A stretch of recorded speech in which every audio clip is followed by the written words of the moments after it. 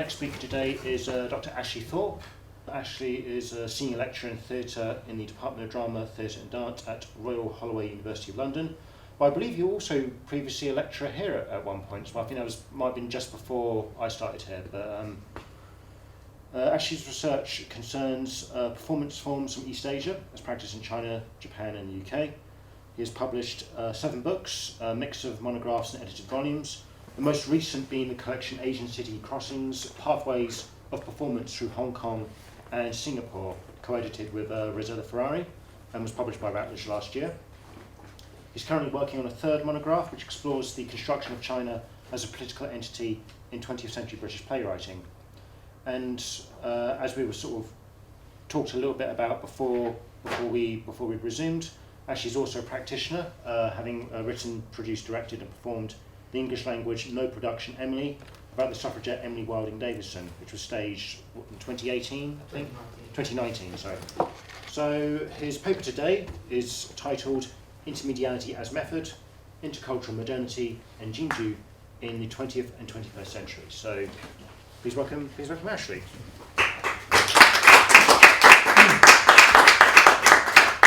Well, thank you very much for inviting me. Thank you, Lucia Martin, for inviting me here, and it's great to be back in film, theatre and television. I remember moving into this building, and it's great to see so many colleagues as well from that time. So, I'm going to begin by doing the thing I tell my students never to do, which is to apologise. I massively overwrote this paper, and as is often the case, I probably could speak for about 2 hours. So I'm going to try and keep it down to half an hour. And also this is quite a speculative kind of idea, so I'll be really interested in your feedback and your thoughts. So, it's well known that theatre played an important part in the development of early film in Japan and China. In the first years of the 20th century, film was first shown alongside theatre performances to attract audiences to what was then considered a new kind of technological spectacle.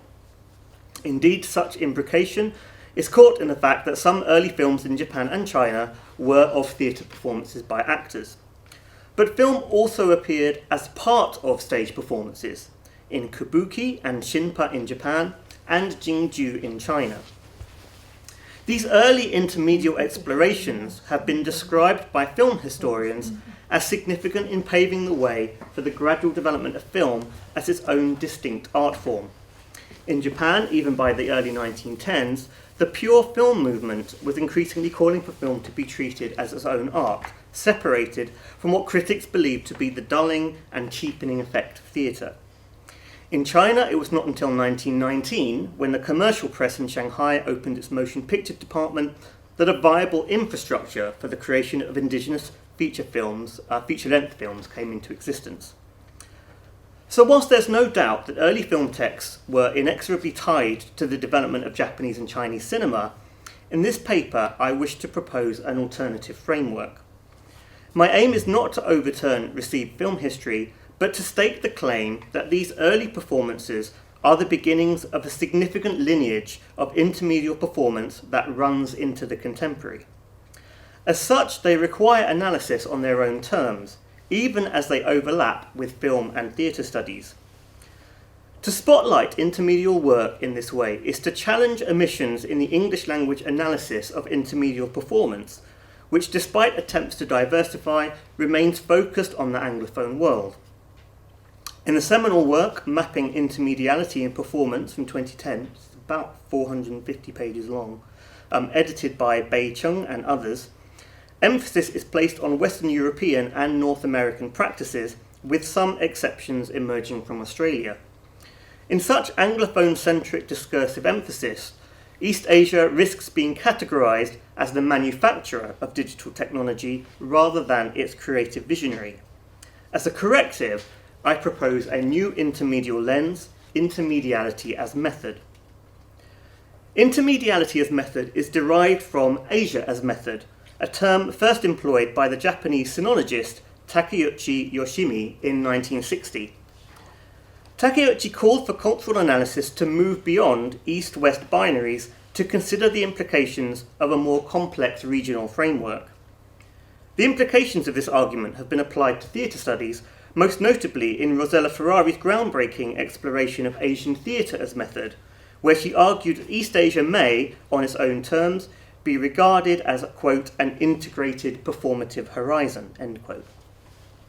Subsequent work has explored the Asian city as method, where Hong Kong and Singapore were conceived as conduits for cultural exchange that moved beyond the apparatus of the nation state, providing space to imagine alternative models of theatrical, political and economic exchange. And there I am referring to the book that I co-edited with Rosella that was mentioned by Mark. Accepting that the sort of dash as method model risks being an endlessly applicable concept, I nevertheless propose that intermediality as method invites exploration of the cumulative build of intermedial work, but by emphasising the transnational connections between countries in the Asian region. Such an approach does not seek to erase North American and European imperialism on Japan and China, nor the cultural hegemony of Anglophone film in the development of their cinemas. Indeed, from 1913, America exported ever-increasing amounts of film to China, so much so that by 1926, 75% of all films shown in China came from the US. It also recognises that the author is a white European, writing in the imperial language of English. Nevertheless, I consider that it still offers a corrective to the European and North American-centred discourse of intermedial studies in theatre by rendering transnational flows across Asia as observable in the intermedial act. It responds to Robin Nelson's assertion that the analysis of intermediality should, quote, mark the concrete effects of being definitively multiple and interrelational, where attention needs to be paid to the range of inters in interrelationships, differentiating them in their various functions and effects, end quote. Whilst denying Western European and North American centrality at the same time. As Nelson suggests, the manifestations of digital culture, the media forms, operational modes of devices, and cultural habits of consumers and users not only inherently entail a relationship with an other, but are structured according to a necessary interrelation with any number of also others. In the first instance, this may appear to resemble in-betweenness, the oscillation between identifiable points of reference. But this very aspect of digital culture, where devices, events, and activities are formed out of relationships, necessary independencies, and mutually correlating entities, provides a structuring principle that helps to explain the paradigmatic character of the digital. By aligning intermediality with a regionally focused transnationalism, intermediality as method foregrounds such paradigmatic networks of relations. Intermedial crossings within national boundaries become tied to strategic international geopolitical alliances or tensions across the Asian region. Intermediality thus has the potential to shape perceptions of imagined community both within a nation and beyond, mark the effects of political control, or more importantly, highlight the agitational potency of intermedial itinerancy. This ambivalence is contingent upon recognising, in the form I'm focusing on today, which is Jingju, recognising Jingju as a decentered multiplicity. Jingju itself was constituted as a syncretic mix of existing genres, which through a continual process of cultural fusion and renewal became associated with the entire Chinese nation. Its internal multiplicity is most obviously evidenced in the development of two different schools of Jingju, which existed from the 1870s, the Jingpai style in Beijing and the Haipai style in Shanghai. Haipai Jingju, even from the 1870s, began to create new plays that addressed contemporary issues such as crime and opium addiction, and even used realistic sets and props.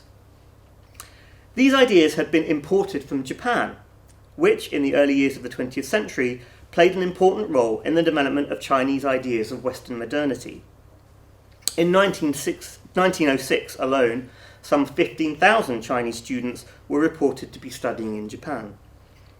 The first spoken drama, featuring Chinese nationals, took place in Japan in 1907, so just 1 year later, and was subsequently brought back to China.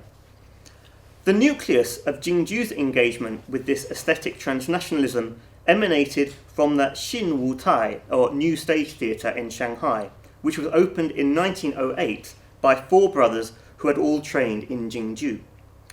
One of the brothers, Xia Yuren, went to Japan in 1908 and returned with ideas as to how Jingju could incorporate new stage technologies. The Xinwu quickly gained a reputation for using spectacular scenery and multiple scene changes in their productions, including working trams and fire engines. In 1912, the theatre even programmed the realistic Wenming Xi, a Chinese adaptation of Japanese Shimpa performances, kind of naturalistic, which were to develop into what's known as Huaju, or spoken drama in contemporary China. And these were programmed alongside Jingju performances, though the programming experiment was not successful. Yet, following their lead, from 1916, Shanghai theatres became increasingly technical and competed with each other to put on ever more elaborate and spectacular productions. The integration of film into Jingju performances in China was also based upon practices already existent in Japan, though whether such integration can really be termed intermediality is debatable, given that film had yet to establish itself as its own medium. Early Japanese film and theatre were interwoven to explore exciting new representational possibilities even between 1910 and 1915. This was especially the period where it was popular. Indeed, this period witnessed the height of popularity for a form called sageki, literally chaining together performances, that included film as an integral element. Kenji and Lippitt note that there is little extant material about early sageki, though a kabuki war play staged at the Masago Theatre in Tokyo in 1904, called Sero no Kogen, The Imperial Army Attacks Russia, featured actual documentary film footage from the Russian-Japanese War of 1904-5 as a part of the performance. The popularity of Onna Samurai, or Woman Warrior, at the Miyato Theatre in Tokyo, which interspersed live action and film sequences, triggered a huge surge in popularity for sageki. So between 1910 and 1915, this form is at its peak in Japan. In their study, Kenji and Lippitt include a translation of an outline of 10 scenes of a shimpa, or new drama, sageki, called Futari no Haha, Two Mothers, which I've reproduced here just to give you a sense of the interaction between film and live performance. It is largely scenographic, but you can see, for example, in scene 3, the residence of Tanegawa Kichiya, and in front of its gate, there's a motion picture of a man is hit by a car coming from the right and falls down. Otsuya comes out of the car, takes the man in her arms and attempts to wake him up. Live on stage, Otsuya then says, "Oh my, what a terrible thing to occur." So you get this kind of sense of an interplay between film and theatre. Now, although it's tempting to assume that the intermingling of film and theatre created a paradox between the artificiality of theatre and the realism of film, this was not necessarily the case. Documents of audience response to sageki have yet to be found, but Aaron Gero has argued that the appearance of early film in misemono, a kind of entertainment sideshow that was popular from the 17th century onwards, suggested that a parallel suspension of disbelief with an appreciation of technical competency was significant to spectatorship. Ikiningyo, or highly realistic dolls, were a feature of misemono shows, where, Garo notes, everything was done to ikiningyo to eliminate the difference between the materials used and the real persons, to make viewers forget that they were looking at papier-mâché dolls. It is unlikely, of course, that anyone failed to remember that they were made of paper, and so amid a general shift from stressing the physicality of the object to hiding that, the tension between knowledge of the object and the wonders of technology became a core aspect of the pleasure of misemono. Early cinema in Japan would carry on this enjoyable tension. In the absence of any audience testimony, it is at least possible that part of the appeal of sageki was its simultaneous concealing and revealing of theatricality, the shift between media producing an enjoyable revelation of its own modus operandi, which was then concealed as the scene progressed. In China, film was also tied to theatre, even if claims that the Jingju play Dingjun Shan, or Dingjun Mountain, was the subject of the first Chinese film in 1905 has been disputed. But as early as 1906, the Grand Shadow Play Theatre in Beijing was showing plays and films side by side. Serialization, where 2 episodes from a longer story were shown in one evening, also became common practice for both the performance of plays and the screening of films in the first decades of the 20th century. In his history of Chinese film, Zhang Yingjing notes that Lian Huanxi, or chain sequence plays, was a format imported from Japan and incorporated into productions staged at the Xinwutai stage in Shanghai from 1925. For the productions of Fairy Maiden and Red Rose, the Xinwutai stage collaborated with the Kaixin Film Company, a company co-founded by Xu Zhoudai, an advocate of cultural reform, comic actor, and early member of the Spring Willow Society that had introduced spoken drama into China from Japan. That same year, the Shanghai Rongjigong Wutai, or shared stage, offered Princess Lotus Flower as a Lian Huanxi. In 1926, 2 sequels to Princess Lotus Flower were offered at another theatre called the Da Zhongguo, or Great China. As Zhang observes, whether these were film screenings or intermedial performances is difficult to judge, but, quote, "What matters is that, in spite of its ephemeral existence, the chained sequence play had served its function as a transitional, hybrid form of visual performing arts that moved early Chinese audiences closer to a full-screen experience." End quote. Yet the extent of this ephemerality requires some qualification. Certainly, Lian Huanxi dramas were expensive to produce, and this impacted upon their longevity. Yet remedial and intermedial modes were common as entrepreneurs sought to capitalise on the latest craze to capture the imagination of the public. This extended well beyond the period of Lian Huanxi identified in Zhang's study.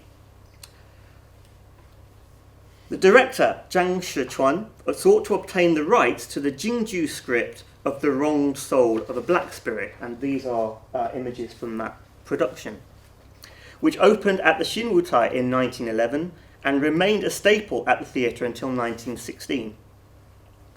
The performance, adapted from a short story by Wu Jianren, published in 1907, was noted for, despite being a Jingju, a Beijing Opera, for its realistic use of sets and props, not least a fire engine that actually pumped water. The Xia brothers at the Xinwutai initially priced the rights of the work very highly, preventing Zhang from embarking on his adaptation in film. Yet after persistent negotiation, and perhaps the theatre recognising that the play had now run its course, the Xia brothers agreed terms with Zhang in 1916. Zhang immediately established the Fantasy, or Huanxian, film company and made his film that same year. It was so successful that The Wronged Soul of a Black Spirit was still being shown in cinemas across China in 1923, so some 5-6 years later it was still in circulation. In 1930, Zhang Shunzi's novel The Tale of the Red Goat Heroes was published, which was subsequently developed into Lian Huanxi in 1933 at the shared stage. In performances, actors would sing antiphonally to projected film footage, and action sequences difficult to stage would be replaced by a projected film. In 1934, the Xinhua Film Company turned the same novel into a film as their first release. Conversely, between 1928 and 1931, the silent film The Burning of the Red Lotus Temple was released in 19 parts. Directed by Zhang Shichuan, it became a significant text in the wuxia martial arts genre, which became popular in the late 1920s. The film spawned no less than 17 sequels and 40 other films that featured burning in the title.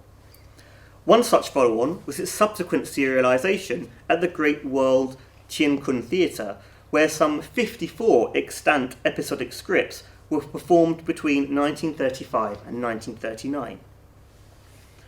Even from these examples, it is clear that remediation between film and theatre and other genres such as novels and short stories was commonplace. Though the shift in emphasis of remediation from theatre into film to film into theatre reveals the development of Chinese domestic cinema and its impact on the entertainment industry. In a cutthroat marketplace, and much like today, remediation was an astute commercial strategy that enabled producers to tap into pre-existing audience demand. How was it then that Jingju and film became regarded as antithetical? In her excellent analysis of Chinese opera films from the early years of the People's Republic of China, Wei Hongbao notes how Qi Rushan, a very famous and influential critic and manager of one of the most famous Beijing Opera performers of all time, Mei Lanfang, claimed Jingju should be regarded as the national Chinese drama, in contradistinction to the realism of Western drama. As Bao observes, in contrast to the realistic tendency of Western drama, Chinese opera was presented as expressive, or xie aspiring toward a pure and total art, with its formulaic acting, highly aestheticized costumes and makeup, and integration of music, singing, and dance. Its suppositional character was described as a general principle answering the fundamental questions of art, by deeming the value of artistic expression as showing what it is rather than what it pretends to be. The ongoing belief that the entirety of Shichu's ontology, or traditional theatre's ontology, is oppositional to realism is, given the examples documented in this paper, at best selective. Nevertheless, in the case of Jingju film, as Bao observed, such aesthetics were regarded as antithetical. She notes, there seems to have been a double logic associated with the understanding of the subjunctive gestures. On one hand, they were considered abstract, suppositional, and as marking the very art and artifice of Chinese opera. On the other hand, they were seen as mimetic of real-life behaviour, opening and closing the door, drinking, climbing the stairs, and hence redundant of the mimetic realism of cinematic technology. And she even goes on to note how some directors of Jingju films asked actors to take these gestures out because they didn't feel they worked for the genres of filmmaking. Yet, to claim that Haipai Jingju was realistic does not correspond with aesthetic discussions and ideological framing of the form in China. In his analysis of Haipai Jingju, which was from 2006, Chen Jiuyuan goes so far as to describe the use of real objects on the Shanghai Jingju stage, which included actual cars, horses, a real bear, and even real weapons, as absolute realism. In her study of the development of Chinese film between 1915 and 1945, Bao typifies drama in Shanghai from the first decades of the 20th century, including what she calls reformed Beijing Opera, as sensational stage realism. But on what evidence are such assumptions about audience interpretation made? Indeed, there is a genuine paucity of reliable information, visual and otherwise, about the nature of Haipai Jingju and its reception. This aspect is given considerably less attention in Chinese language studies of Jingju, and if Lian Huanxi are mentioned, all reference to Japan is removed. As Yongchen Fu has noted, quote, a focus on national building makes the role of foreigners a blind spot, end quote. It is highly speculative, though, to assume that the realism of spoken drama, Huaju, and its precursor, Wenmengxi, framed audience response to Jingju. The ambivalence of Haipai Jingju resulting from its intermediality requires analysis from a more liminal space, one that recognises its intersection with film and theatre aesthetics, but nevertheless acknowledges its individualised hybridity. To focus on intermediality in Jingju is to consider how illusionism, not just from film, but also as the product of realistic scenery, props and costumes, relates to the xie, or expressive, aesthetics of the Jingju form. In her analysis of martial arts acting in early Chinese film, Bao explores an early treatise for film acting by Hong Shun, a pioneering spoken drama playwright and film practitioner from the earliest days of Chinese filmmaking. Bao summarises Hong's argument about film acting in a piece called Biaoyan which she translates as the technology of acting, as habit, a routinized, predictable, physiological response of a person to a certain situation, often reductively interpreted as emotional expression. This, Bao suggests, means that when seen in the broader context of the technologized body and performance culture, the extraordinariness of the actor's body as the locus of the real is not so much a cover-up of technology's artificiality and inhumanity as a negotiation between the mechanical and the organic. The true competence of the human vis-à-vis mechanical technology does not so much naturalize a prosthetic body as offer an equally demanding and coexisting technology. Such a conception of acting, Bao concludes, quote, makes it possible to manipulate acting as a mechanical skill devoid of emotion so as to subject emotion to training, end quote. Although this stops short of a codified physicality that corresponds with the Jingju actor's body, the emphasis on corporeal technique is revealing. Indeed, Hongshen was an intermedial practitioner, moving between film and theatre, and modern forms such as Wenmengxi and Huaju, and so-called traditional forms such as Jingju or Beijing Opera.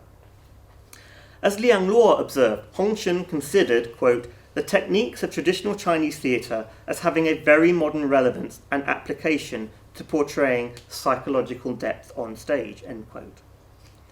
If acting is first and foremost understood as a technical and physiological skill that produces effect, then it is artistry rather than realism that is foregrounded. As a consequence, intermediality in Jingju does not necessarily produce a jarring interplay of stylized Jingju acting and realistic film acting, but a mutually constitutive reflexive aesthetic bound to an appreciation of acting as artistry. Such an aesthetic is, in fact, explored elsewhere by Bao, where she deftly analyses a sequence from the 1963 Chinese opera film, The Rose as Go-Between. During a sequence, the camera and actor interact via a mirror. And in this moment, Bao suggests that such narcissistic moments, where media self-referentiality coincides with female self-appreciation, stage the interaction and competition of the operatic and cinematic as configured in the confrontation between the actor's body and the body in the mirror. It is in such a moment of remediation that I see Chinese opera film recognizing itself in its operatic double. The subjunctive body of Chinese opera, then, is a product of this intense process of remediation. Bao's contention that the subjunctive nature of the Chinese opera body is here produced through remediation is significant, not only to Jingju films, but I suggest to Jingju more generally. I propose that the interweaving of film and theatre on stage was possible because it facilitated a double remediation that drew attention to the very subjunctive aesthetic of Jingju performance. Shifts between media augmented their material differences. The artificiality of three-dimensional live theatre was at odds with the mimetic realism of the two-dimensional projected film sequence. In this sense, I follow Bao in citing J. David Bolter and Diane Gramola, who argued that, quote, every digital artifact oscillates between being transparent and reflective, end quote. Moments of transition highlight medium reflexivity before its transparency in the rationalizing logic of the aesthetic. This speaks to Lisbeth Root Niblink's assessment of intermedial deterritorialization, where, quote, film deterritorializes live performance as a means to reconstruct the viewer's comprehension of it, end quote. Yet I consider this deterritorialization as less reconstructive and much more augmentative for the Xieyi aesthetics of Jingju. Although it has only been possible to analyse a relatively small amount of intermedial Jingju practice, I nevertheless suggest that by placing intermediality centre stage and as a separate strand that is adjunct to the analysis of Chinese film and theatre, new insights can be discerned. This applies not only to the period discussed above, but in the development of intermedial texts in subsequent years. Intermediality as method prizes open the dialectical relationships between aesthetics and ideology. Here, specifically, the variance between the transnational multiplicity of Jingju practice and its construction as a kind of homogeneous national drama. It spotlights the syncretism of the form as a central dynamic, which was at odds with a nationalist rhetoric that sought to fix it as indelibly domestic and wholly Chinese. In this sense, it reflects Nick Diacampo's assertion, made in his analysis of early Asian cinema, that, quote, regional and national perspectives should not be seen as separate and autonomous, nor should they be regarded as oppositional.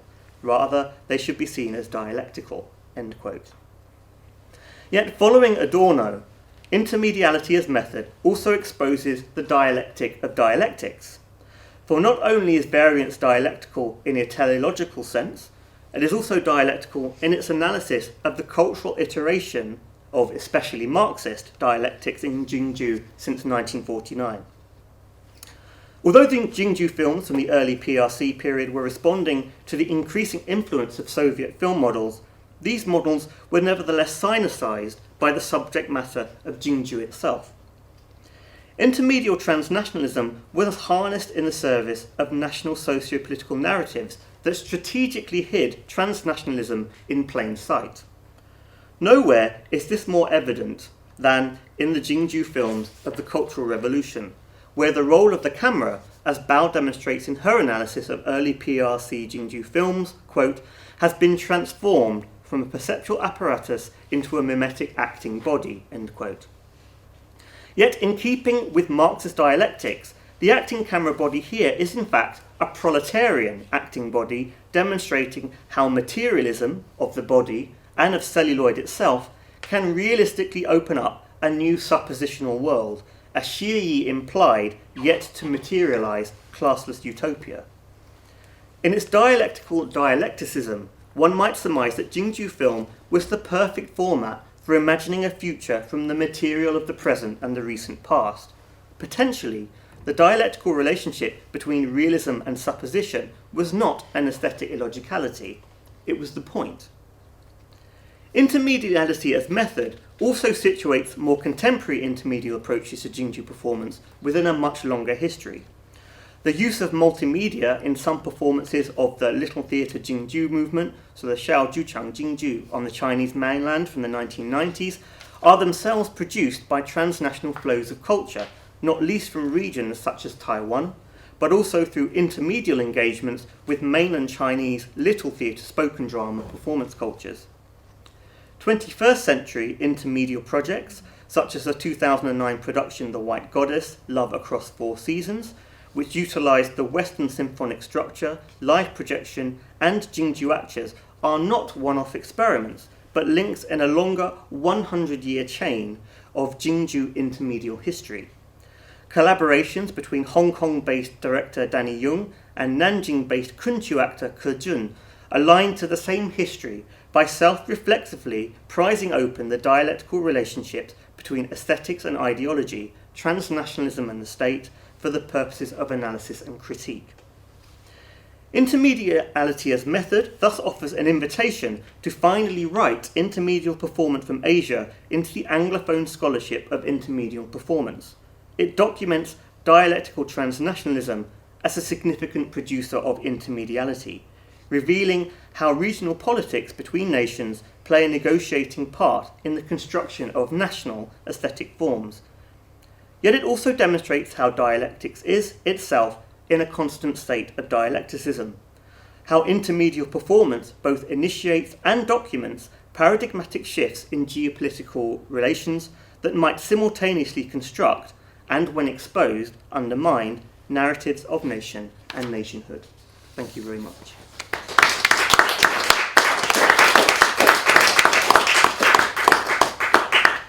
So great, thank you, Ashley. So I hope, those online, if you have any questions for Ashley, please put them in the chat. But I guess for now, we'll open the floor to those in person while we wait for anything to come in via the internet. Yeah, that's it. Is that a... Shall I start? Yeah. Okay, so thank you so much, Ashley, for your paper. It's fascinating. I've taken lots of notes, and so it took me some time to absorb everything. But I have kind of two questions. One is related to the nature of Jingju as original theatre from Beijing that developed went from Anhui to Beijing and then developed in Beijing, but then was promoted as a national form from the beginning. So how does that fit into your intermedial transnational approach to Jingju? So Jingju, as in some ways the sort of part of the effort of the nationalist government, and then continuing to be part of the effort of communist government,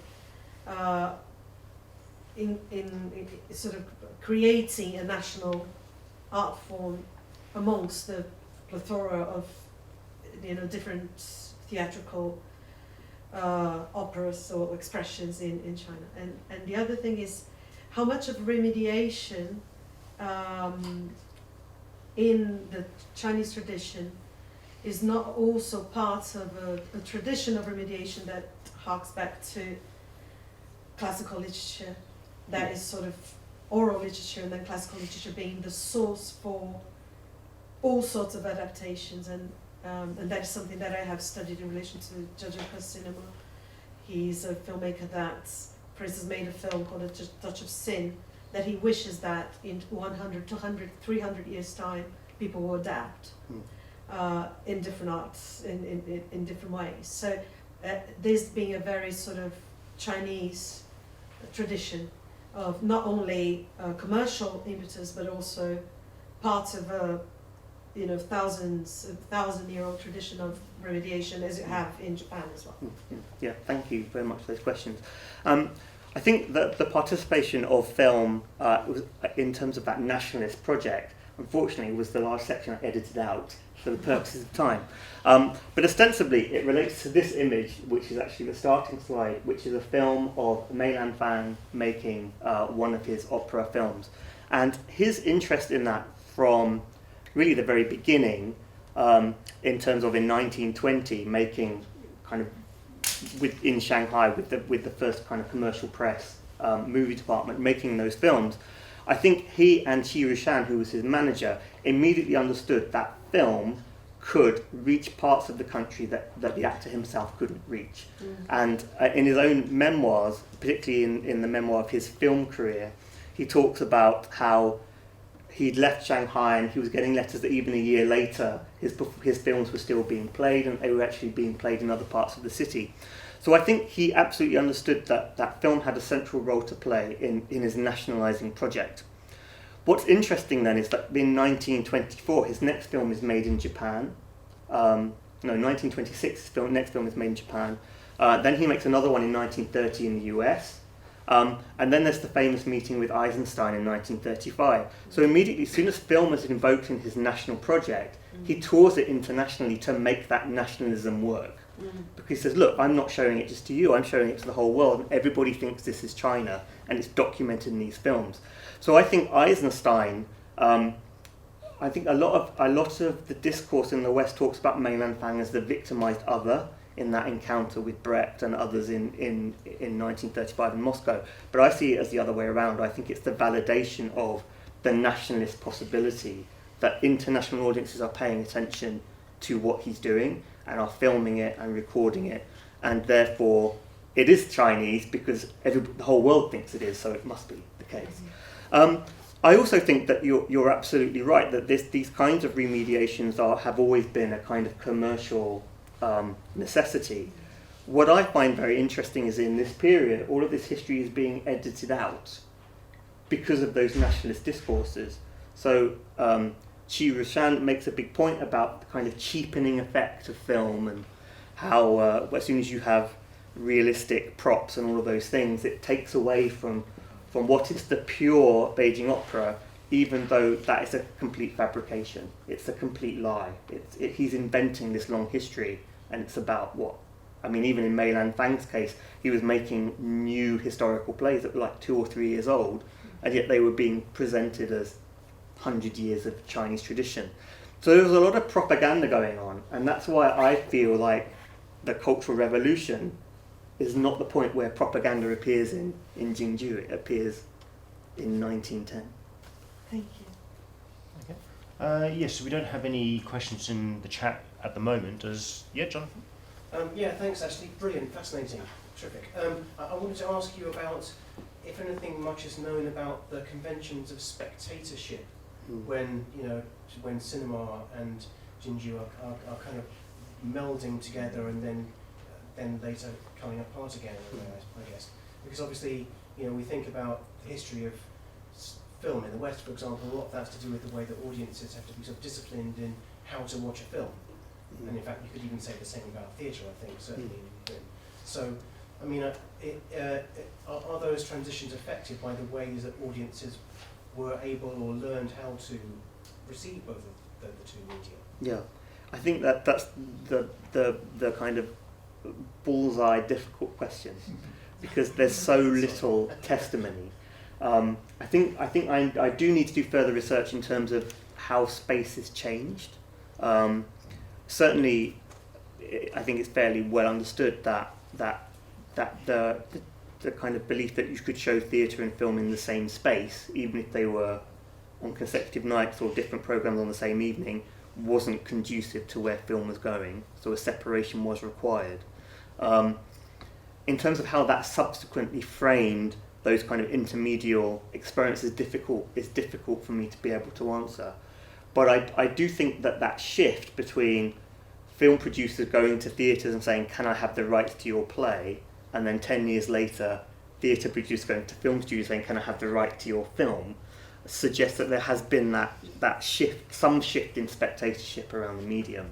But I can't give any more details on that at this point. I was wondering about things, just basic things like, because early films presumably were silent, or maybe with some live music or something, then that's very different from being in a theatre where the actors are singing.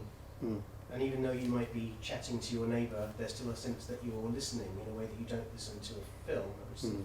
There must be lots of things to bear in mind here. Well, I think one of the strengths that theatre had at that time when it showed films was it could produce the sound, and so if you had a silent opera film, then you could bring the opera actor in and they could sing along with it, which slightly defeats the point of having them on the screen. But I also think if you go back to Japan, things like bunraku, where you are used to having an image, a realistic puppet image, and then somebody singing the story to the side and essentially narrating it, doesn't take away from the effect, because you are aware of, on one hand, both a realism and an artificiality at the same time.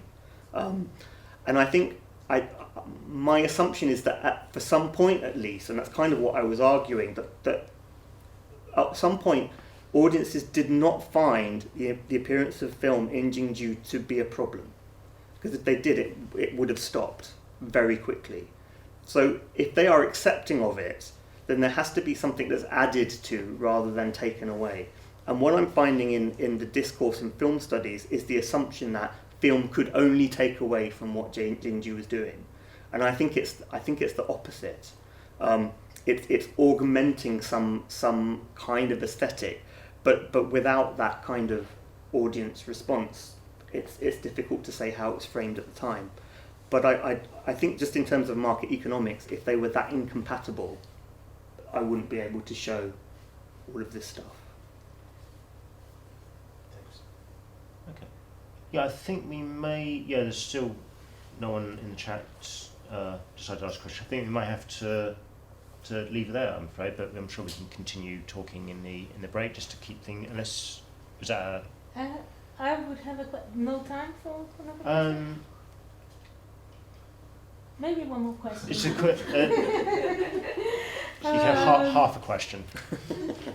Obviously, the question of realism seems to be very central to your approach, and it's interesting that this debate comes back again. Artifice, like Jingju equal artifice, cinema equals realism, and then a way to transcend this binary opposition would be the intermedial method that you were proposing. Well, that goes back to that transparency versus opacity and all the debate that we know Brecht was very interested in, because he wanted to break the illusionism, and that's why he liked Meilan Fan so much, because there was no secret that this is a play, that there was no illusion that that would be reality. So actually what Brecht was proposing, or Brecht's view on Mei Lanfang's acting and Chinese opera, was that that's realism. It's the realism of the medium. It's revealing that these are actors. We don't need mimesis of the real, because we can just signify by using a fan rather than saying this is the summer. We just show a fan and we know it's summer because it's hot. So all the symbolism that was used, and the fact that there was the breaking of the fourth wall. So my question is, because you were citing a Chinese author with relation to realism, I wonder what the concepts of realism are that are informing these approaches that you are countering by proposing the intermedial method.